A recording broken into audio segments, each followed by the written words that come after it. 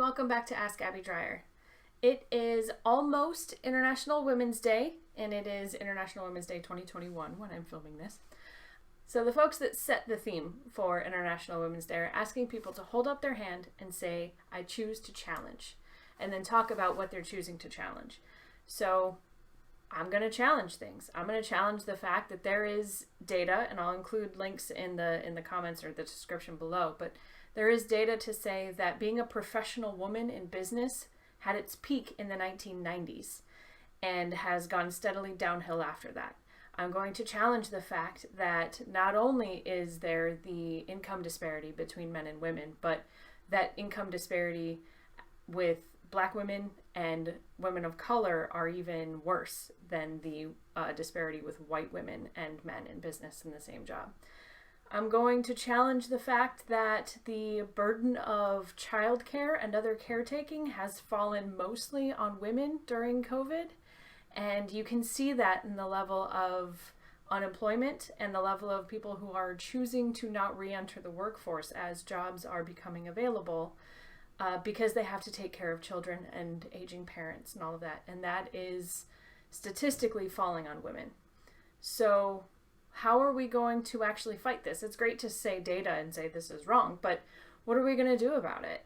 And one of the most meaningful things that I heard when I was in a gender equity conference was, a lot of times women's groups, they say you need to learn to negotiate better. You need to learn to advocate for yourself better. But a lot of times we also hear that women who advocate for themselves are seen as manipulative or entitled or any aggressive, any of those, negative terms. If they negotiate too hard, then they're entitled and they're pushy and all of those terrible things. So it's not about teaching women how to be successful in business. It's about teaching men and women how everyone can be successful if they work together.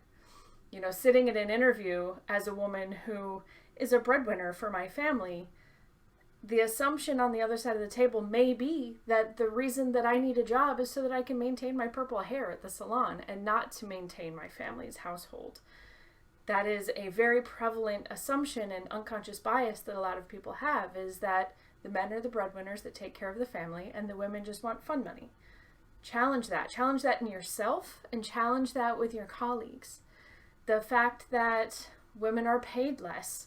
There are lots of studies now. There are companies that are trying to help other companies get better about catching their unconscious bias in salary negotiations. It's illegal in Illinois to ask for someone's salary before offering a position so that they don't perpetuate the low pay. A job is worth what a job is worth. So, continuing down that path, I am choosing to challenge the assumption that moms have to take care of everything with children, especially with children learning remotely. I am very lucky in that my household, we actually share the burden of parenting, and it does fall on mom because a lot of kids are trained to always go to mom, but knowing that I can push back and say, ask your father, and the father will step in is great. But also having the father anticipate and step in and say, what do you need help with so that you don't need to bother your mom?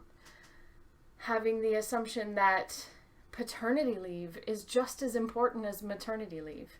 Maternity leave is not just to help a woman heal from the physical trauma of having a baby, but it's also to bond with this new human that needs to learn who its protectors and caregivers are. And if it's just the mom staying home, then that child is inherently going to know that the mom is going to be there, and the dad is robbed of that relationship. So challenge that. Challenge why fathers don't get parental leave and only mothers do. And also challenge the fact that parental leave in the United States is ridiculous.